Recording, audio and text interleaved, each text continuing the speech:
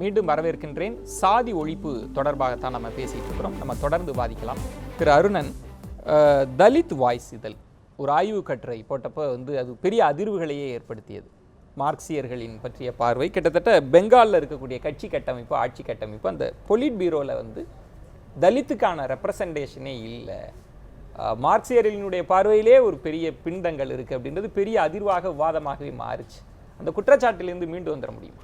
அதாவது நாங்கள் குறி வச்சு இந்த மாதிரி தலித் சமூகத்தில் பிறந்த தோழர்களை முன்னிறுத்த, அவங்கள உரிய பொறுப்பு கொடுக்கறதுக்கான ஒரு பெரிய முயற்சி உணர்வுபூர்வமாக பண்ணுறோம். அவங்களையும் அதே போல் பெண்களையும் நீங்கள் பார்க்கலாம். நீங்கள் ஒவ்வொரு மாநாட்டிலையும் பார்த்தீங்கன்னா அந்த மாதிரி அவங்கள மேல் குழுக்களுக்கு கொண்டு வருகிற ஒரு பெரிய முயற்சி நடக்குது. ஆனாலும் அது போதாது என்று நாங்கள் எங்களையே சுய விமர்சனத்துக்கும் ஆட்படுத்தி இருக்கிறோம். ஆகவே நாங்கள் அதில் ஒன்றும் கவனம் இல்லாமல் இல்லை. ஆனால் எங்களை போன்ற ஒரு கட்சிக்கு இந்த மாதிரி அந்த அந்த பொறுப்பு கொடுக்கும்போது அதற்கு அவங்க உரியவர்களாக இருக்க வேண்டியிருக்குது. அது அவங்கள தயார்படுத்த வேண்டியிருக்கு. இது ஒரு செய்முறையாக இருக்குது. இது ஒரு செய்முறை. அது எப்படி? ஏன்னா பெரியார் இயக்கத்தின் மீது, பெரியார் பார்வையிலேயே அவங்க பிற்படுத்தப்பட்ட சாதி தலித் அமைப்பை புறக்கணித்ததான குற்றச்சாட்டு வைக்கிற போது அது 100 ஆண்டு கண்ட இடதுசாரி இயக்கத்தை அதுல இருந்து எப்படி நம்ம பிரிச்சு பாத்திர முடியும்? நீங்க தேர்ந்தெடுத்திருக்கணும் இல்லையா? இல்ல, அதாவது ஒரு உறுப்பினர் கூட இல்ல அப்படின்றது எப்படி? அது பெரிய பார்வையிலே பிழை இருக்கே. பார்வையில பிழை இல்ல, அதற்கான முயற்சியில் நாங்கள் தொடர்ந்து பண்ணிகிட்டு இருக்கோம். அது ஆனாலும் அது போதாது. கடந்த காலத்தை விட இன்னும் அதில் தீவிரமாக இருக்க வேண்டும் என்று எங்களை நாங்களே சுயவிமர்சனப்படுத்தியிருக்கோம். ஆனால் நான் என்ன கேட்டுக்கொள்ள விரும்புகிறேன் என்றால், அந்த ஒரு விஷயத்தை மட்டும் வைத்து எங்களுடைய இதர பணிகளை தயவு செய்து குறைத்து கொச்சைப்படுத்தல.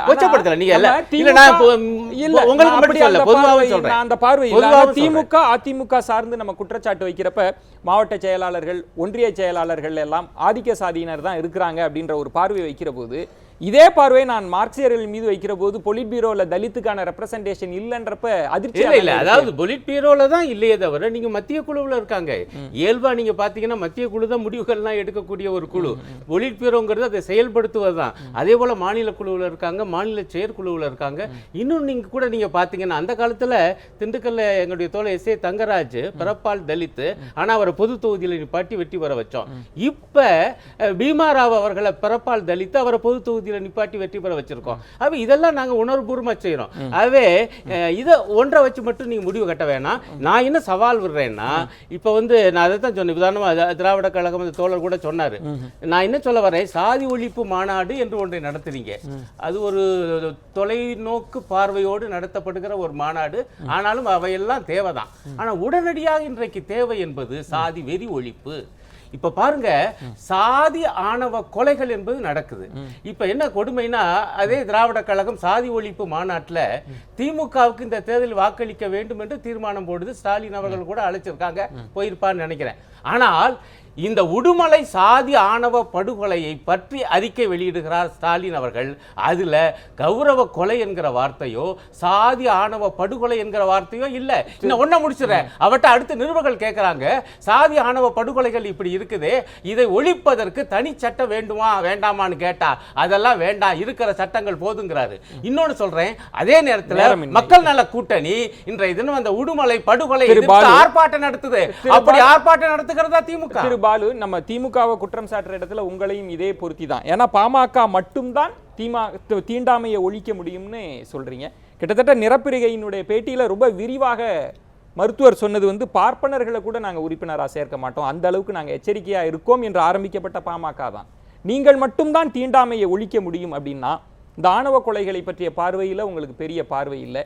எப்படி நீங்கள் தீண்டாமையை ஒழிக்க போகிறீர்கள்? அதாவது பாட்டாளி மக்கள் கட்சியினுடைய கடந்த கால பயணத்தை நீங்கள் எடுத்து பார்த்தீங்கன்னா, வெறும் பெயரளவில், வெறும் பேச்சளவில் மட்டும் இல்லாமல் செயல் வடிவம் கொடுத்த ஒரு இயக்கம் பாமக என்பதை யாரும் மறுக்கவே முடியாது. சமீப காலமாக தீண்டாமை ஒழிப்புக்காக நீங்க என்ன செஞ்சிருக்கீங்க? ஒரு சமூக நீதி தொடர்பாகவோ அல்லது தீண்டாமை தொடர்பாகவோ அல்லது அடித்தட்டு சமூகம் தொடர்பான பிரச்சனை என்று வந்தால், அந்த சமூகத்தை சார்ந்த சிலர் செய்யக்கூடிய ஒரு தகவல்களை, தவறுகளை சுட்டி காட்டாமல் அதை ஆதரிக்க வேண்டும் என்று சொல்வது எந்த விதத்திலும் ஏற்புடையதாக இருக்காது. அது மட்டுமே எங்களுடைய கொள்கை. இல்ல, ஒரு ஆணவ கொலை இருக்கிறது, ஒருவர் கொலையுண்டு இருக்கிறார், உயிர் பலி போய் இருக்கிறது. அந்த இடத்தில் வந்து கொலையுண்டவன் சார்பாக நிற்பது தானே சமூக நீதியா இருக்க முடியும். ஒண்ணல்ல, அது ஏன் கொலை நடந்ததுன்னு இருக்க முடியும். பாட்டாளி மக்கள் கட்சியினுடைய செயல்பாட்டை ஒரு சாதிய ரீதியாக பேசக்கூடிய ஐயா அவர்கள், தங்களுடைய இயக்கத்தில் இருக்கக்கூடியவர்கள் அந்த சாதியினுடைய பெயரை அடைமொழியாக வைத்துக்கொண்டு இவர்கள் இன்னொரு சமூகத்தை பற்றி இன்றைக்கு பாமக நான் ஒரே ஒரு கேள்வி, ஒரே ஒரு பாலு, இப்ப அம்பேத்கர் ஒரு கட்சி ஆரம்பிக்கிறார்ல, அம்பேத்கரினுடைய கட்சியை சாதி கட்சி சொல்லியிருக்கிறார். சமூக நீதிக்கான சாதி ஒழிப்பு என்பதற்கு முன்பாக தன் பெயரில் பக்கத்தில் இருக்கக்கூடிய சாதியை முதல்ல ஒழிச்சாதான் அதுதான் முதல் நிலை. ஆனா நான் இன்னொன்னு சொல்லிடுறேன், இப்ப திராவிட கழகம் இன்றைக்கு இந்த மாநாட்டை நடத்தி கொண்டிருக்கிறார்கள். நான் மீண்டும் வரேன், அது ஒரு தாய் கழகம். பல்வேறு இயக்கங்கள் உருவாவதற்கான காரணம் தந்தை பெரியார் அவர்கள் உயிரோடு இன்றைக்கு இருந்திருந்தால் ரெண்டு பண்ணிருப்பார். ஒன்று, திராவிட இயக்கம் என்ற அந்த பெயரை மாற்றி இருப்பார், அல்லது இப்படிப்பட்ட அரசியல் நடக்கக்கூடிய இடத்தில் திராவிட கழகமே தேவையில்லை என்று கலைத்திருப்பார். அதுதான் சரியான கழகம் கலைக்கணும்னா சாதி ஒழிஞ்ச பிறகுதான். அதைத்தான் பெரியார் சாதிக்காகவே வரல. நான் உங்களிடம் ஒரே இறுதி கருத்தாக சுருக்கமாக, இந்த மத படுகொலைகள்லாம் நடக்கிறப்ப பாகிஸ்தானுக்கு போங்க, இல்லை இப்படிலாம் பேசக்கூடாது, தேச விரோதம் என்றெல்லாம் பேசுகிற அமைப்பு, சாதிய கொலைகள்லாம் நடக்கிறப்ப ஒரு மௌனத்தை கடைபிடிக்கிறதே, அதை மட்டும் நீங்க சொல்லிட்டு நீங்க பேசலாம் சார். இப்ப இந்த கௌரவ கொலைகள்ங்கிறது நடந்த ஆணவ கொலைகள், ஆணவ கொலை வாட் எவர் இட் இஸ், அந்த கொலைகள் நடந்த உடனேயே அதை வந்து மிகப்பெரிய அளவுக்கு இருந்துச்சு. கேளுங்க சார் ப்ளீஸ், மிகப்பெரிய அளவுக்கு இருந்துச்சு. நாங்க எங்களுடைய கட்சி தலைவர் டாக்டர்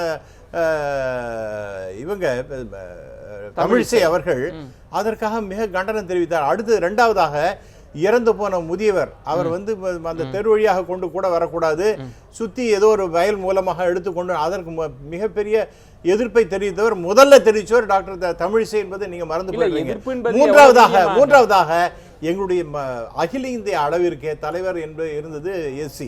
இது எந்த கட்சிக்கும் அவ்வளவு பெரிய பெருமை கிடையாது. அடுத்து தமிழகத்தை பொறுத்த வரைக்கும் எஸ்சி தலைவராக இருந்திருக்கின்றார். அப்புறம் எஸ்சி மோர்ச்சா என்று ஒரு அமைப்பே இருக்கின்றது.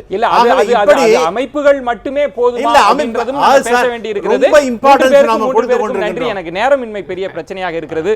மதிமாறன் அவர்களும் வந்து இணைந்தார், அவருக்கும் என்னுடைய நன்றிகளை தெரிவித்துக் கொள்கிறேன்.